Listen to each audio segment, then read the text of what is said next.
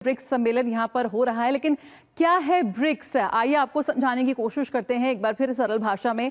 तो विकासशील देशों का एक संगठन ब्रिक्स मूल रूप से उभरती अर्थव्यवस्थाओं का एक समूह, जिसका लक्ष्य वैश्विक निर्णय प्रक्रिया में विकासशील देशों की आवाज को मजबूत करना है।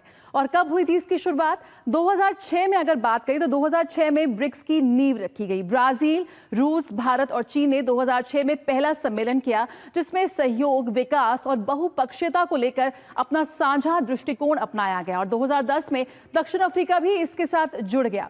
अगर हम आगे बात करेंगे, सदस्यों की बात करें तो ब्राजील, रूस और हम बात करें भारत, दक्षिण अफ्रीका, चीन है इसके संस्थापक सदस्य। और इन 5 देशों ने मिलकर ब्रिक्स को एक समन्वित मंच बनाया, जहां आर्थिक विकास, वैश्विक सुधार और सहयोग पर यहां पर जोर दिया गया।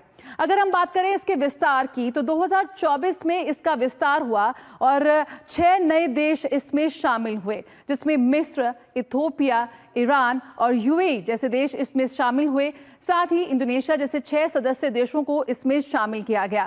आपको बता दें कि इसके विस्तार के साथ कहीं ना कहीं इसका जो एजेंडा था वो भी विस्तार हुआ। और अब विस्तारित ब्रिक्स समूह की बात करें तो इसमें 11 सदस्य देश शामिल, यानी कि ब्रिक्स एक बृहद मंच बन चुका है, जिसमें दुनिया के विभिन्न क्षेत्रों के 11 देश शामिल हो चुके हैं, जो वैश्विक दक्षिण यानी कि ग्लोबल साउथ की आवाज को और शक्तिशाली बनाते हैं।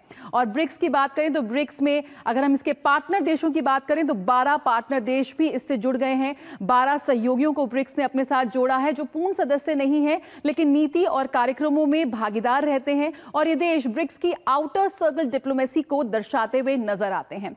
इतने वृहद मंच की अगर हम बात करें तो करीब 49% वैश्विक आबादी का प्रतिनिधित्व करते हैं ब्रिक्स देश, जिसकी कह सकते हैं कि कुल जनसंख्या लगभग 3.9 अरब है, जो दुनिया की कुल आबादी का लगभग 49% है। यानी कि ये इससे सबसे बड़ा जनप्रतिनिधि मंच बनता है। अब बात कर लेते हैं जीडीपी की, तो 40% वैश्विक जीडीपी का प्रतिनिधित्व करते हैं जीडीपी देश। ये ब्रिक्स देश कह सकते हैं कुल अर्थव्यवस्था का कि लगभग 40% है, जो इसे G7 की बराबरी का आर्थिक मंच बनाता है।